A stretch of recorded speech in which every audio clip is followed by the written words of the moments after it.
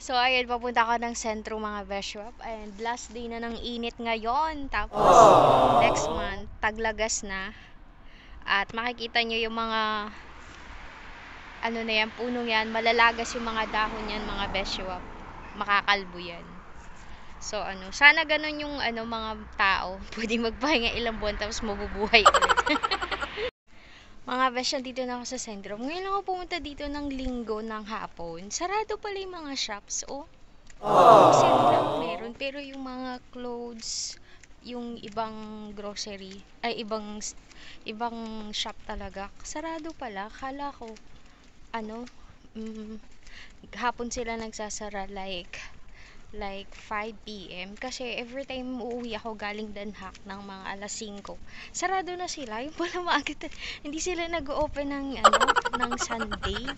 Mga grocery lang like yung Plus, Lidl, Albertine ang bukas. So ngayon tingnan ko kung bukas tong Plus.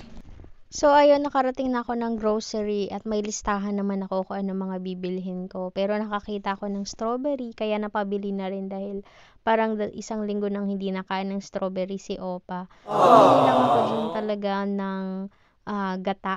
Yun talaga yung sadya ko. Tapos binili ko na yung ibang kulang na pang grocery namin for the whole week mga beshiwap. So ayan, bumili din ako ng patatas. And ito pa yung iba't ibang makikita ninyo sa grocery. Naghahanap wari ako dyan nung gata. Pero dun sa kabilang lane pala yun or sa kabilang side. Tapos bumili na rin ako ng kape pero wala yung aking gatas. Kaya ibang brand lang yung aking binili mga beshwap. At ari na nga niho at ako'y gabayad na at pauwi na rin naman si Inday. Wala namang ibang agalaan at wala nga ni sarado ang ibang shop mga besh. Tapos na mag-grocery yung Inday, uwi na kasi sarado naman ang mga shops. Wala tayong pupuntahan. Wala tayong pagkakagastusan for today's video. Charis. Diba, sarado ang mga shop. Walang buhay pagka weekend dito. Pag Saturday, Sunday pala. Ayan, so ready na ang ating bike. Gorables na tayo mga besh. Later. Nakauwi na ako mga besh at ito yung mga nabili ko. Yung iba nilagay ko na dun sa lagayan. O, diba? Ayan, ito na nga po at naglangis na ako. Mukhang successful naman this time ang aking langis. Pero, kailangan natin sunugin yung latik. Kaya lang ako nag-grocery para bumili talaga ng gata pang langis. Kailangan ko kasi ito. Wala na akong pang pahit-pahit. Ay, live. Kakaiba ho yung latik ay hindi naga-brown. Pero ayan yung mantika ay langis oh. Pero yung latik tingnan nyo oh. Ganyan lang siya. Pero ang bango, sobrang bango. Amoy talaga langis. Ang langisunan nyo ay napakaganda pang hilod, pang massage. Kasi natural yan. Ganyan ako maglangis. Kaso nakakatuwa parang utak. Yung latik niya ay. So, yun, after few minutes, ari na, luto na ang ating langis. And that's it for today's video, mga beshwap. Nakakatawa talaga yung latik niya, kakaiba. Parang, hindi siya naging latik ay. Bye for now, mga besh. The next day. So, hello mga beshwap. Good morning and happy Monday. So, ngayon, magluluto tayo ng sweet and spicy chicken ni Opa. One of his favorite na. So, yung chicken, i-coat natin sa harina with cornstarch, salt, pepper, and paprika tsaka pampalasa. Okay? Tapos ito, gagawin lang nating butter. Tapos ito yung ingredients, pineapple, carrots. Dapat may bell pepper kasi wala akong bell pepper. Tapos sibuyas and garlic. Tapos ito yung chicken natin. Ayan, yung iba hindi pa malambot. Kaya uunahin kong lutuin ito. Kasi yung chicken, nilalagay ko na lang siya kapag luto na, yung crispy na siya. So, ayan, nilagyan ko lang yan ng tubig. Tutunawin lang natin siya. So, kung sa tingin nyo masyadong malabnaw, dagdagan nyo lang ulit ng harina at saka ng cornstarch para maalutong yung chicken natin. Lulutuin ko na muna yung sauce. Matagal pa yung chicken. Madali lang kasi yung chicken.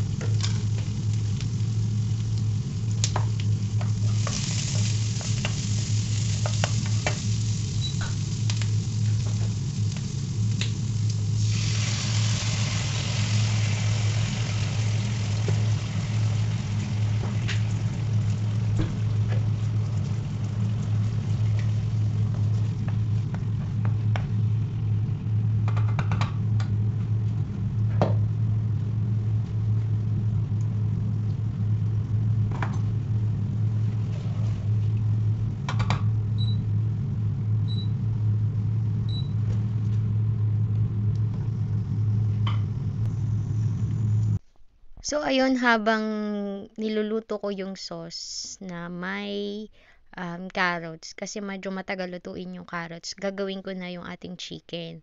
So, yung chicken natin, nilagay ko lang dun sa ating ginawang butter, tapos pipirituhin natin hanggang sa lumutong. And alam nyo ba na hindi ko na kailangan i-second fry kasi ano na siya, malutong na siya kasi nga may cornstarch na siya mga vegetable. So, antayin mo lang mag golden brown and then pagkatapos, syempre, hanguin mo na para hindi naman maging super tigas at super lutong. Kasi sa akin, ayos lang yun, walang problema. Eh, yung alaga ko nga, ang gusto, medyo malambot-lambot na.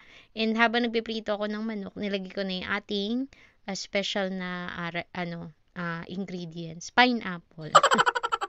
Gusto niya yan mga beshiwap as in. So, itry nyo din naman. And, pwede itong pang business. And then, pag may mga okasyon, kung nagsasawa na kayo sa yung pininyahang manok na may gata, ganito naman yung gawin ninyo. Kasi, ano din to, para din sa mga bata. Gusto din ng mga bata yung, syempre, matamis-tamis tapos akala nila chicken joy. Charis, may ganun.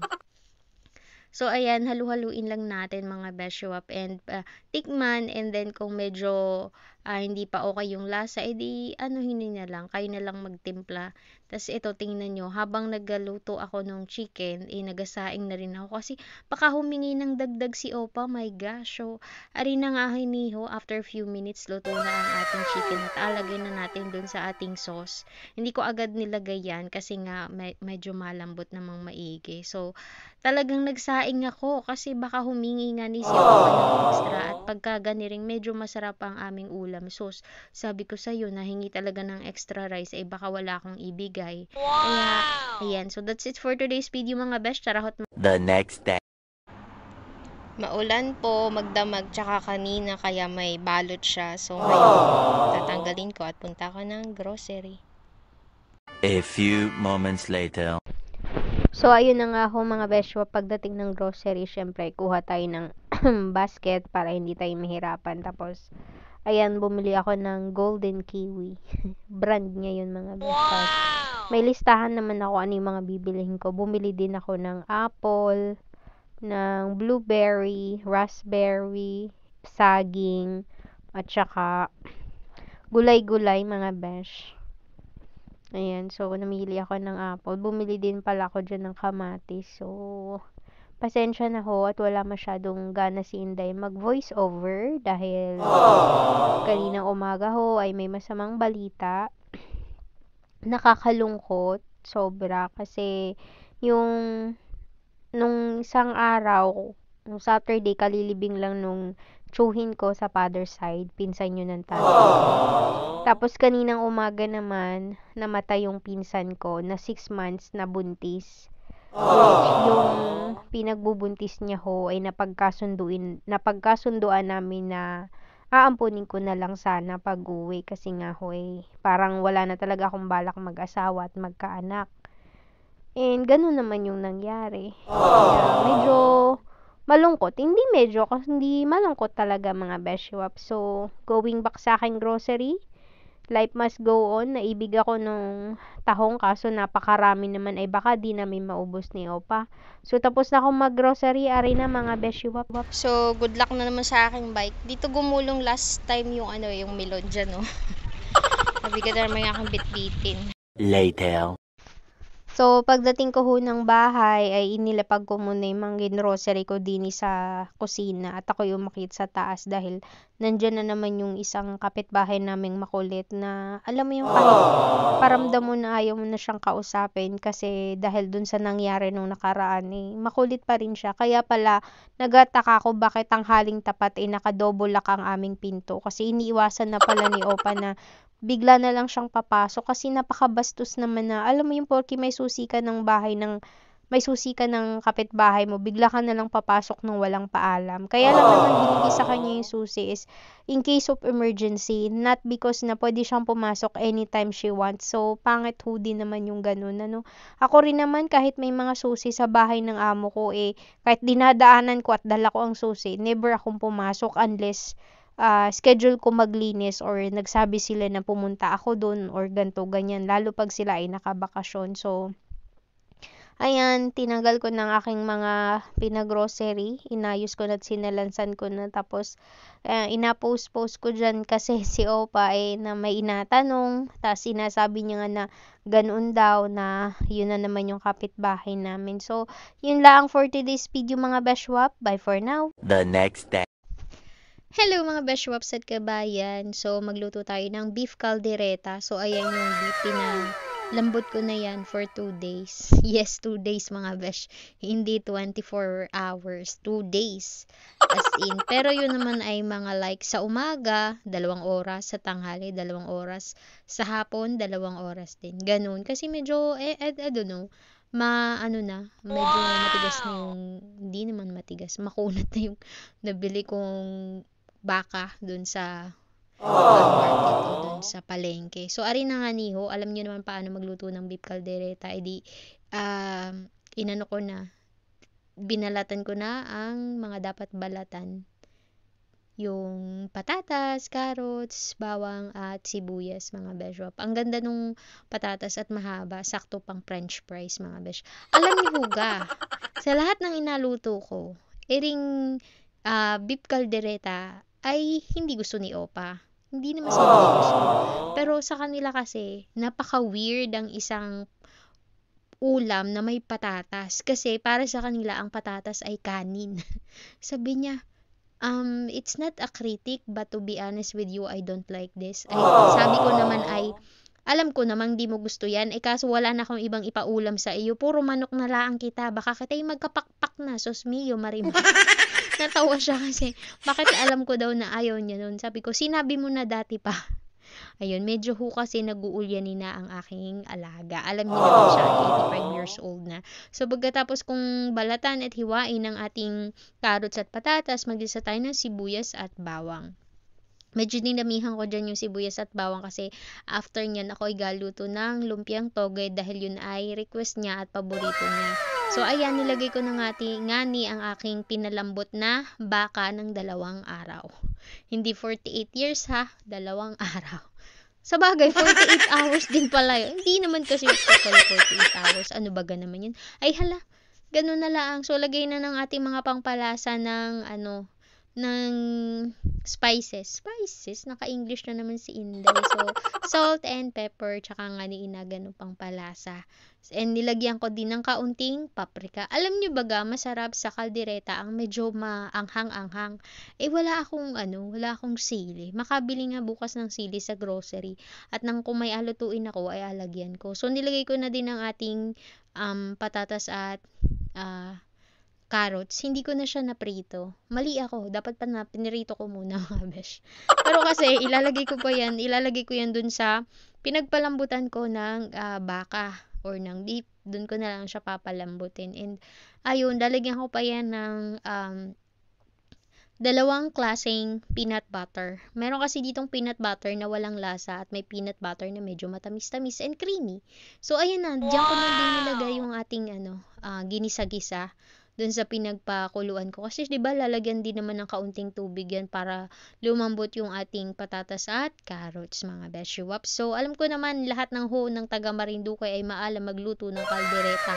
Ay pag hindi maalang magluto ng kaldereta, ay wag ninyo apakasalan at kayo hindi mabubuhay nun, mga beshiwaps. Dapat kung kayo ga-asawa ay maalam magluto, hindi yung asabihing may laurel dun sa niluto, ay asabihing layak, di wow. Ay, sus mo Marimar si Inday, di maalam magluto. Nakita ko lang sa Facebook, bumili siya ng adobo, tas sabi niya, nagreklamo siya, bakit daw may layak? Di wow.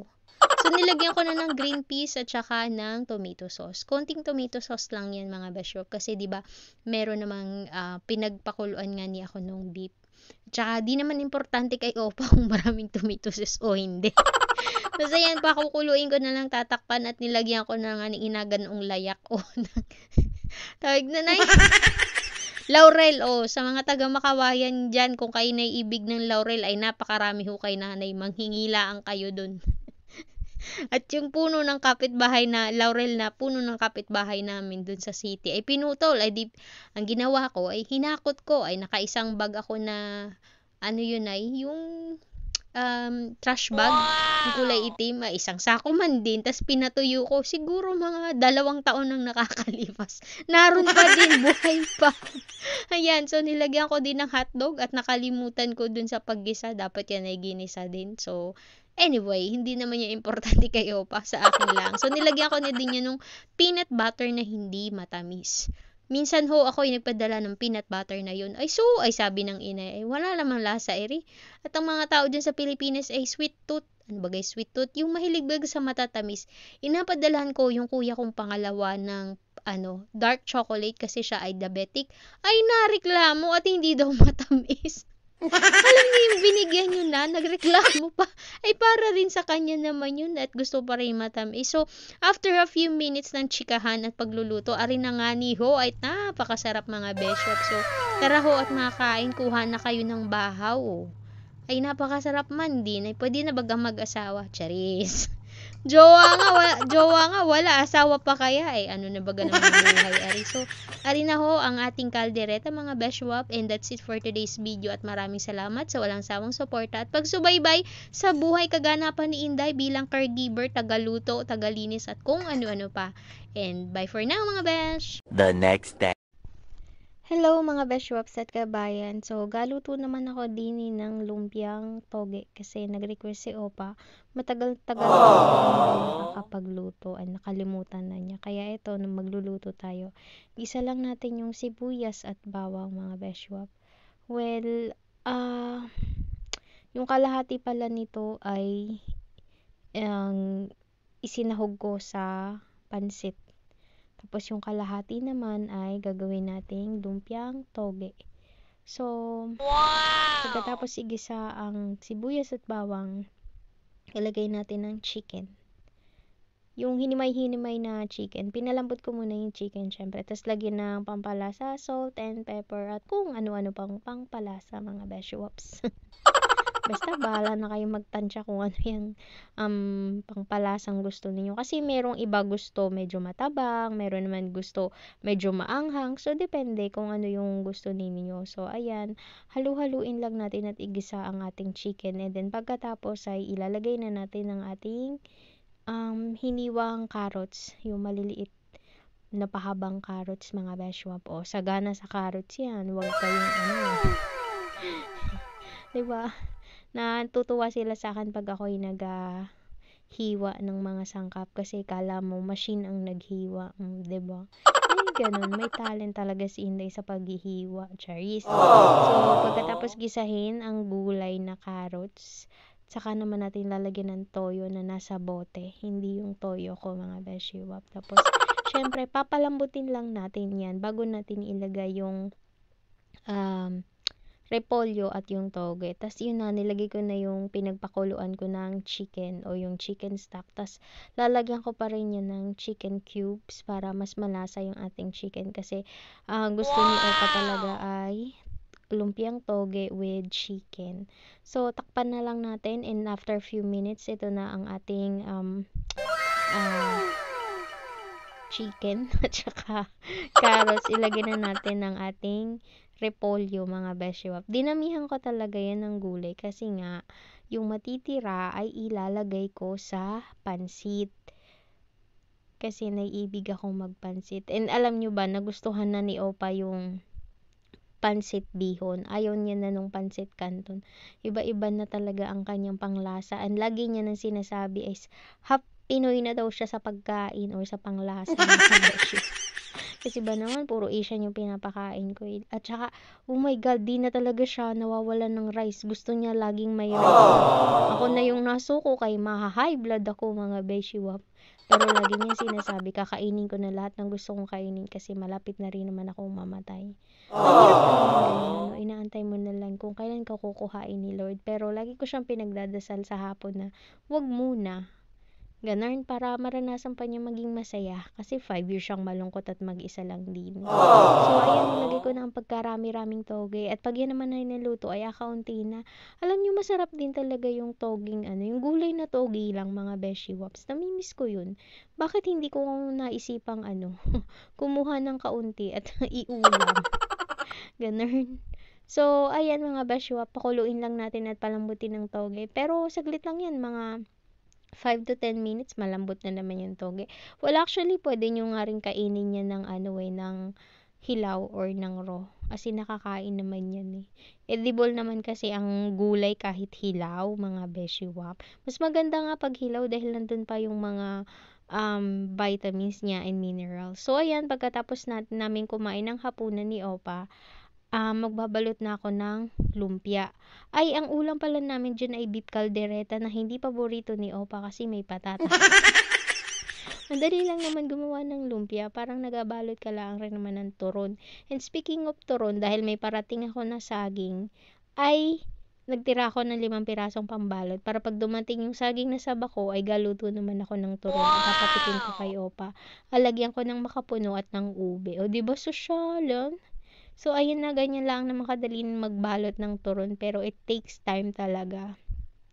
So, alam nyo ba kung ano yung mahirap gawin? Yun yung mahirap lutuing pagkain. Yun yung masarap, mga beshi. Natutuwa ako kasi na-appreciate ni Opa lahat ng niluluto ko. Lagi siyang nagsasabi ng thank you sa lahat ng ginagawa ko na never ko narinig sa tatay ko. Simpleng pasalamat, wala. Pero si Opa, kahit may sweldo ako, araw-araw niya, every time na uutos siya sa akin or bibigyan ko siya ng something, laging may thank you kahit ako niya. So, sana ganun lahat ng tao, yung marunong mag-appreciate maliit man o malaki yung ating nagawa para sa kanila. And after a few minutes, tama na ang drama. Ari na nga yung nagawa ko, 35 pieces at may natira pang gulay. At yan naman, ilalho ko pala sa pansit kinabukasan kasi sabi ko ang pagkain namin kinabukasan ay pansit at lumpia. And that's it for today's video, mga be! The next day. Hello mga Beshwaps at kabayan. So for today's video, ako'y gasipagsipagan muna. At yan ang dumi na ng aming harapan. Sos mio marimar. Akala mo'y walang nakatira. O ayan, ganyan ang naabutan ko dito nung mag-isa pa lang si Opa. Napakakapal ng dumi dyan sa harapan namin. At ang nagalinis ay yung kapitbahay naming best friend ng asawa niya. Ayan, so nilinis ko yan. Napakahirap, asus mio. Nakalimutan kong bumili ng or maghanap ng walis tingting. Ako'y pumunta kanina sa sa Filipino store, walang walis tingting. Wala akong nakita dun. Kung may nakita ko ay madali-dali. Ay mabigat na. Ay sus, ay nadun pa rin naman. Pero kahit paano na may nakakawalis, nakakatulong. Yan. So, ari na nga niho at inumpisahan ko na wala lang akong magawa din. Ako'y napapagod ng kahihiga. Kakanood ng Facebook at ng YouTube, kaya sabi ko yung makapagwalis nga, ay sos, kinabukasan, humangin ng pagkalakas-lakas, di lalong mas makapal. Tapos naulan pa, hindi ko nainintindi. Sabi ni Opa, bayaan mo na, at yung ganun din naman, kasi taglagas talaga ni autumn. So, dini nga ho pa pala sa Netherlands ay katulad sa Canada at US. 4 seasons. Pag tinawag na 4 seasons, ay may taglamig, may taglagas, tagsibol, at tag-araw. O, 'di ba? Englishin natin para sosyal pakinggan. Winter, spring, autumn, at summer. Ang pinaka the best para sa aking season dini ay spring at summer. Spring kasi yun yung tag-sibol. Masibol na yung mga bulaklak, yung tulips, ay nadiniho ang pinakamalaking garden ng tulips sa buong mundo. 10 ektarya, mga beshiwaps. 10 ektarya nga ba? Basta, napakalawak niya talaga, mga besh, at yun ay every spring ay naparoon ako, mga besh, as in talagang todo pictorial, todo si Inday, postura, mukhang hindi tagalinis ng kubeta dati. Ay ba siya, minsan lang naman maging maganda. Ako'y pag nag-day off ay natutuwa ang aking amo at nagan, you look stunning. Wow, stunning! Spell, to follow na lang. Ganon. Natutuwa siya sa akin kasi parang siguro nagataka. Pag dito sa bahay, mukhang ewan ka. Pag lumalabas, ang ganda mo. Char! Siyempre, kasi maraming taong makakakita. Tsaka alam nyo naman ng mga Pinoy, titingnan ka mula ulo hanggang paa. Charis! Tapos din sa bahay, dalawa naman kami ni Opa. Ay, sino naman nakapagandahan ko din ni Charot? Pero at least, napapasaya ko si Opa. Pagdating ko, ina-share ko sa kanya anong mga ginawa ko sa labas or ano yung mga nakita ko. Kaya nakakatulong din talaga itong pagba-vlog ko kasi at the end of the day, pag uwi ko dito, galing ko sa OP, pinapakita ko kay Opa sino yung mga nakasama ko, ano yung mga ginawa ko, yung kinain ko. At least parang siya din mismo ay nakakalabas ng bahay niya, nakakalayo. Ang hirap po kasi kay Opa, hanggang dyan lang yan. Hindi yan nalayo ng ano, ang tawag ng bunsuran. Aikutin lang niya yung garden namin sa likod, tapos dyan sa harap. Hindi yun nalabas sa sentrum, ganoon. Hindi ko alam bakit. Pero karamihan naman ng mga lolo at lola din ay, hala, naroon sa sentrum kahit na yanong lamig at yanong hangin ay nadun ang mga lolo at lola. Pero si Opal hindi.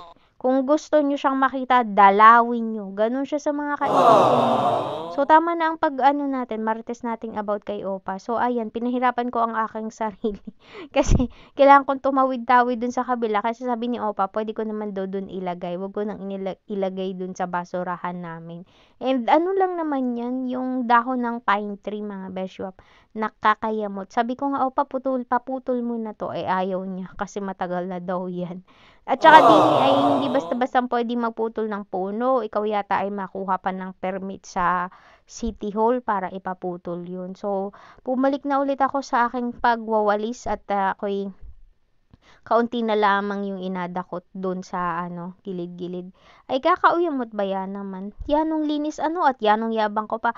Opa, did you see that I cleaned the driveway? Sabi niya, yeah, very good. That looks good. Sabi niya. Tapos kinabukasan naman ay mas makapal at yanong lakas ng hangin. Tapos umulan pa. E di ngayon dun, parang nakaka-disappoint. Sana di ko pala agad nilinisan.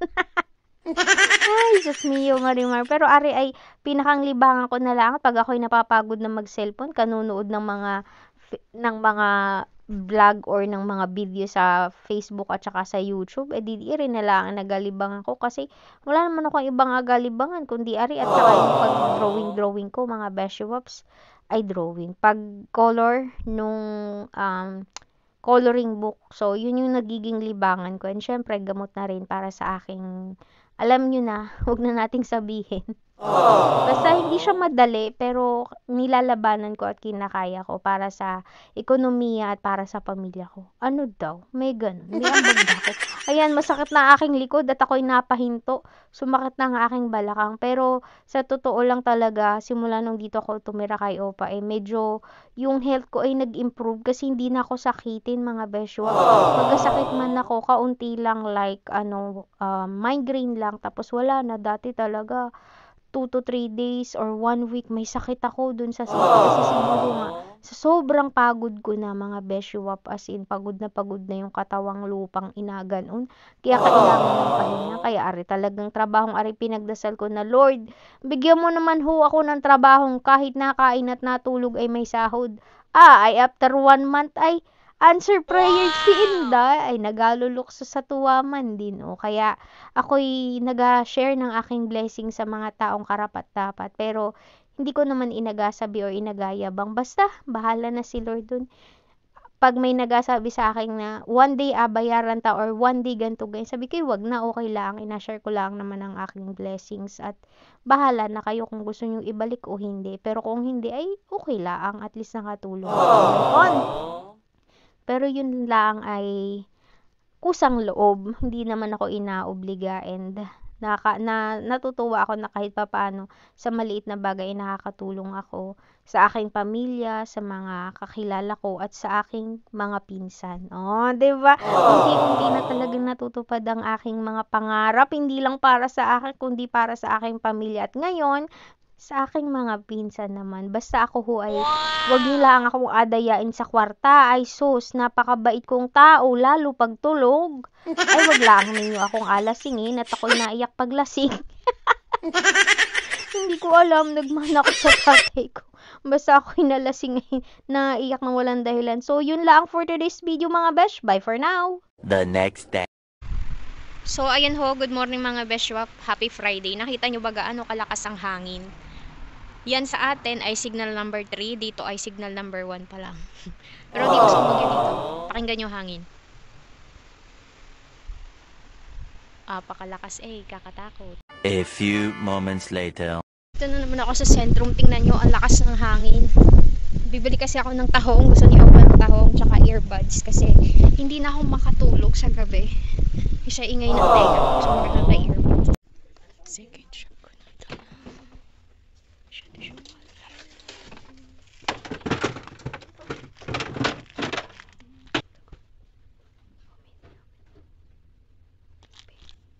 Itong isa, 399. Isa. 3 pairs, 2,499. Ayan, so nakabonet na tayo dahil masyado nang mahangin at malamig. Bibili na ako dun sa prutasan. Bibili pala ako ng tinapay ni Opa, milk bread. Labo ng front cam ko Bumili ako ng rosemary, laurel at sili. I-stock ko yung sili sa freezer. A few moments later. Dito ako sa grocery na to bibili ng mussels. Babalikin ko yung nakita ko nung nakaraang araw. Ito ang bibili ko. 2 kilo para sa amin ni Opa. Yun.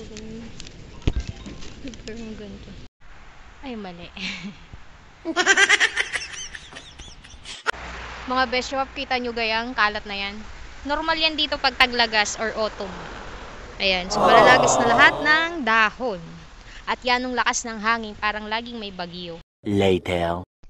At ayun ho, nakauwi na ako ng bahay. Galuto na ako ng tahong kasi napaibig ako. Tapos tinanong ko si Opa kung gusto niya, ay nakain naman pala siya. So, ayan ang una kong alutuin is yung para sa akin kasi magkaibang putahe kami ni Opa. Syempre ako, Filipino style. Magigisa lang tayo ng sibuyas, bawang, luya at kamatis. Tapos lalagyan ng mga pangpalasa, salt, pepper, tsaka kaunting toyo. Tapos sa Dutch kasi, iba yung kanilang way ng pagluluto. Gisa din, pero iba yung sangkap nila. Tingnan nyo, makikita ninyo dito sa video na to. So, ginisa ko na dyan yung sibuyas, bawang, luya, at kamatis. Then, ilalagay ko ng ating malinis na tahong. Malinis na yan, tapos hinugasan ko na lang mga beshewaps kasi syempre, na-stuck na yan dun. So, nilagyan ko na ng salt and pepper. Ay, toyo pala, tsaka paminta lang. Hindi na ako naglagay ng salt, mga beshwap. Tapos nilagyan ko ng kaunting tubig. Tapos ayan, pakukuluin na lang natin siya, mga besh. Kasi saglit lang naman lutuin ng tahong, mga 10 minutes to 15 minutes lutong-luto na yan, mga besh. So, ayan, luto na nga ni po ang aking tahong Filipino style, mga beshwap. At napakasarap. Nakakamiss din naman yung ganiring mga ulam. Maigi na lang talaga, hindi maarte yung aking amo. At talagang nakain siya ng mga Asian food at saka ng rice. Kaya hindi ko talaga problema yung pagkain. Or kahit magluto man ako ng sarili ko para sa akin, okay lang, pabayaran pa rin naman niya. I mean, siya pa rin yung magbabayad ng mga sangkap para sa pagkain ko. Ganun kabait si Opa. Kaya yung mapalit sa akin ay hindi mahihirapang mag-adjust. Yun lang, kailangan nyo matutong magluto kasi kung hindi, naku po, puro Dutch food ang kakainin nyo. So, after a few minutes, ito na, luto na nga ni at transfer ko na dahil di rin ako galuto ng para kay Opa. So, ayan, nakakatuwa. Kung sa Pilipinas, yung 1 kilong tahong is good for sa amin na isa buong pamilya, 5 kami.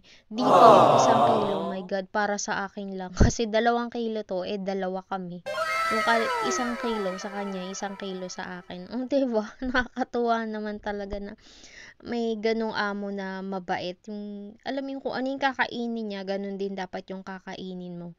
Tapos ayan, may tinatanong pa, may dumating pa yung kaibigan niya kasi yung kanila nga is may may mga sauce pa na pagsasawsawan, di katulad nung sa atin na simple lang. Kasi sabi nung kaibigan niya, kailangan daw may sauce yan. Hindi ko naman alam, mali ko. Buti na lang dumalaw yung kaibigan niya. O di bumili. Ayan si Opa, diba? Tinitingnan niya kung ano yung niluto ko. At irin na nga ni po, luto ng aking tahong, mga besh. And eto, lutuin ko na yung para kay Opa. So, ganun din. Ang lalagay ko lang dito is butter, garlic, onion, parsley, and white wine. Ganun yung kanila, mga besh. Wow! So, eto na. Pagkalagay ko ng butter, syempre, igigisa mo na din yung sibuyas, bawang, at nilagyan pa pala yun ng carrots mga besh. Dapat nga meron pa yung celery at saka ano nga ni isa leeks. Kaso nakalimutan ko nang bumili nun, kaya buti na lang nakabili ako ng parsley. So pwede na yun mga besh. Ayan, so pagkatapos nating igisa yung ating sangkap, ilagay na natin yung ating nilinis na mussels o yung ating tahong mga beshop. Saglit lang to, as in, sabi nga ni Opa 10 minutes before kumain. Pero hindi, kasi 10 minutes lang yan mga besh, pero hindi siya lahat bumuka, kaya binalik ko pa yung iba. So ayun, nilagay ko na yung white wine, tas nilagay ko na ng pagkarami-raming parsley. And alam nyo ba mga beshop, as in, masarap siya. Yun nga lang, medyo nakakalasing kasi nga marami yung wine na nilagay ko. Tapos, yung kalahati ng wine ay ininom ni Opa, mga beshwap. So, ayun na, at luto na ang tahong ni Opa. So, ayan, after lunch namin ni Opa, ito yung natira sa kanya, ito yung natira sa akin. Ito yung pinagkainan namin, and kakaiba sila. Meron pang sauce. Ito ay parang mustard, ito ay with whiskey, ito ay garlic. Mas masarap yung garlic, mga besh. So, ganun palang pagkain ng Dutch ng mussels or ng tahong.